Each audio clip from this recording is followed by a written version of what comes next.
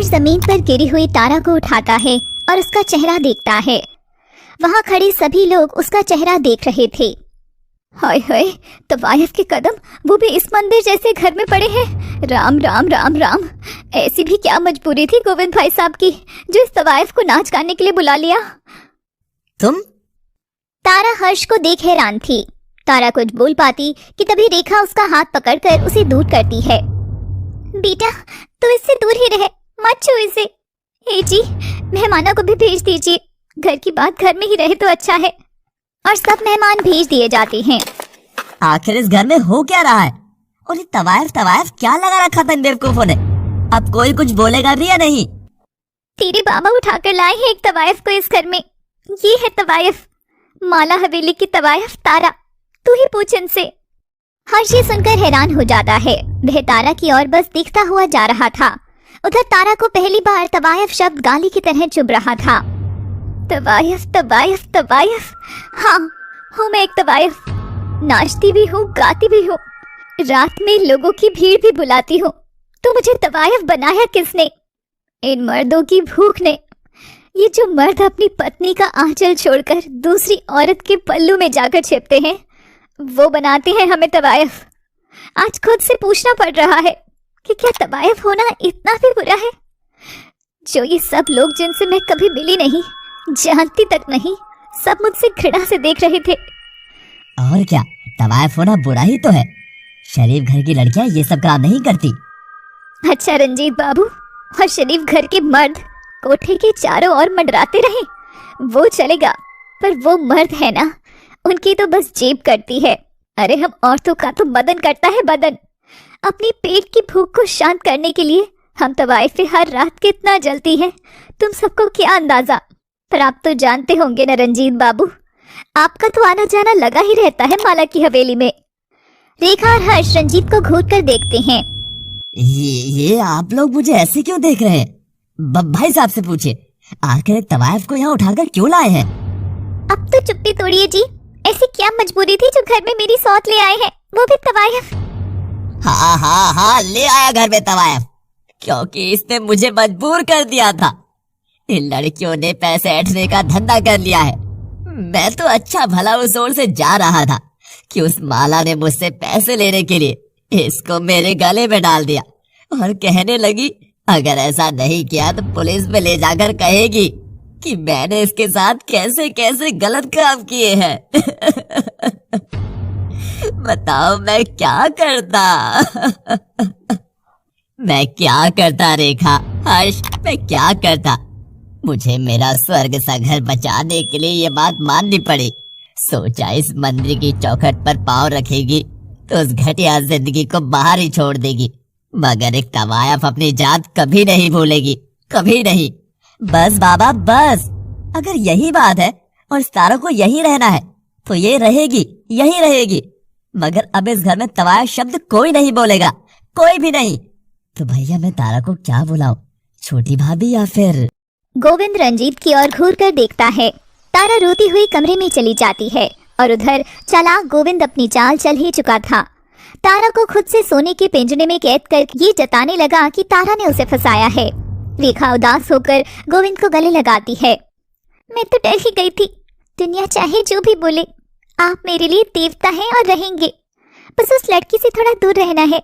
मैंने सुना है कि कैसी लड़कियां अपने रूप रंग से डोरे डालकर आदमियों को वश में कर लेती हैं। और गोविंद जैसा शिकारी सियार चुपचाप बेदाग इस मुसीबत से निकल चुका था। तारा अपने कमरे में आकर खूब हंसती है। वाह वाह रे तेरी बनाई हुई रीत भगवान। औरत शादी करके मर्द के साथ रह लेती है तो वह इतनी अंधी हो जाती है कि यह देख ही नहीं पाती कि उसका मर्द बाहर तेरी सौत बना रहा है। औरत होकर औरत को नहीं समझने वाली दुनिया कितनी सुंदर है तारा, ये कितनी सुंदर है। तारा सो जाती है। आज जमाने बाद कहीं ना कहीं रात में उसे बिस्तर पर आराम से सोने का मौका मिला था।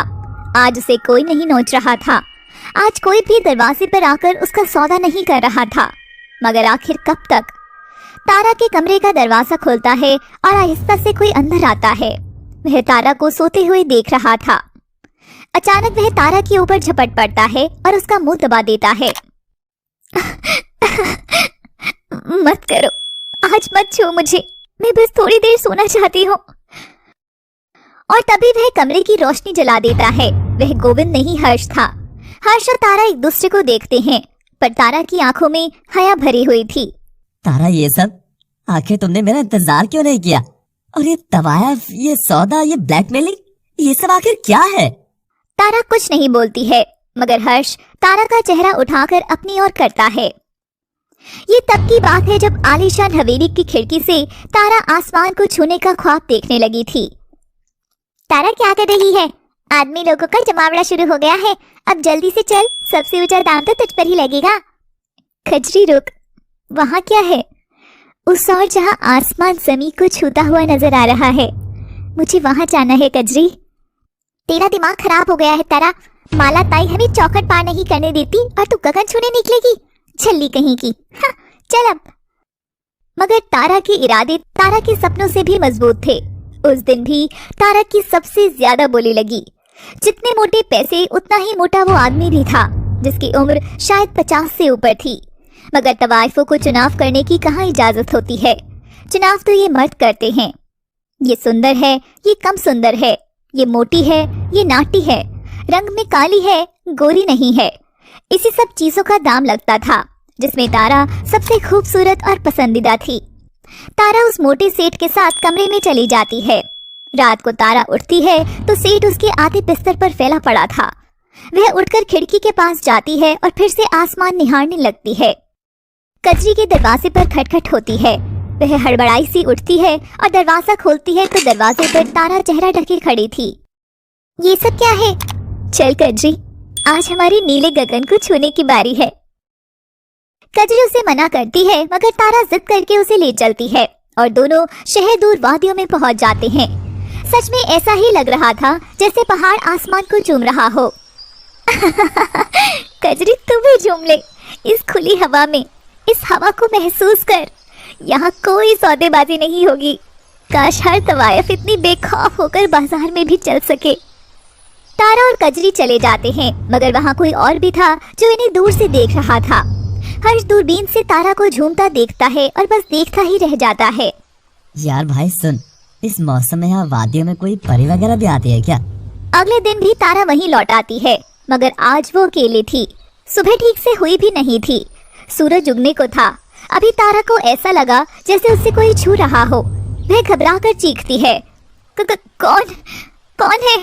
और हर झट से उसका मुंह बंद कर देता है। चिल्लाओ नहीं और हिला मत, तुम्हारी पीठ पर सांप चल रहा है। तारा ये सुनते ही और घबरा उठती है। हर्ष सांप को लकड़ी से फटकार कर भगा देता है। हाँ, शुक्रिया, आपका बहुत शुक्रिया, मेरी तो सांस ही अटक गई थी। हाँ, देखा मैंने। चलो एक चीज तो पता चल ही गई कि आपको भी डर लगता है, यानी कि आप कोई परी या भूत वगैरह तो नहीं है। क्या बोले? अरे मैं एक जिंदा लड़की हूँ जनाब, पर कहीं आप दुष्ट आत्मा तो नहीं? अगर ऐसा है तो नहीं, प्लीज भगवान के लिए मुझे छोड़ देना। वो इस वीराने में कोई रहता नहीं है ना, इसीलिए। और मैं तो यहाँ मेरे दोस्तों के साथ आया था, और आप यहाँ? आसमान को चूमते हुए देखने आई थी। क्या कहा? जी नहीं, वो मैं यहाँ नहीं रहती हूँ, मैं तो माला की हवेली है ना। क्या, माला की हवेली? हर्ष के चेहरे की उड़ती रंगत देखकर तारा थोड़ा घबरा गई और उसे सच कहने की हिम्मत नहीं हुई। हाँ, वो माला की हवेली के पास जो कॉलोनी है, उसके ठीक पीछे मेरा घर है। ओह अच्छा, मैं तो डर ही गया था कि माला की हवेली में आप जैसी लड़की, क्योंकि वो तो तवायफ खाना है ना। मेरी जैसी मतलब? क्या वो तवायफे भी लड़कियां नहीं है, या हर लड़की उन तवायफों जैसी नहीं है? नहीं, मेरा वो मतलब नहीं था।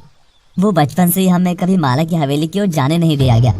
और मेरे बाबा तो ऐसे हैं कि बाबा अगर तवायफ शब्द कहीं सुन भी ले तो कान में गंगा जल डालते हैं, और माँ अगर तवायफ कह दे तो गंगा जल पी लेती हैं। तारा मुस्कुराकर बिन कुछ बोले वहाँ से चली जाती है। वह कमरे के आईने के सामने खड़े होकर खुद को निहारती है। वही आँख, वही नाक, वही कान, मुंह, हाथ, वैसी ही चमड़ी है, सब वैसा ही है। तो जो भगवान ने बाकी लड़के में बनाया है, तो हमें ही हमेशा गंदी नजरों से क्यों देखा जाता है? अगले दिन भी तारा वहाँ जाती है, मगर आज हर्ष पहले ही बैठा हुआ था। हर्ष को बैठा देखकर तारा पलटकर जाने लगती है। हे सुनो, कल मैं बस तुम्हारे बारे में सोचता रहा और मुझे लगा कि मैंने लड़कियों की डिसरेस्पेक्ट की है। I am sorry. कोई नहीं। वैसे तुम्हारा नाम क्या है? मैं हर्ष हूँ। वो देख रहे हो चांद के ठीक बगल में चमकीली चीज, वही हूँ मैं। तारा? वाह तारा, तुम कितनी फिल्मी हो। काश सब कुछ ही फिल्मी होता। फिल्मों में तो लड़के को तवायफ से भी इश्क हो जाता है।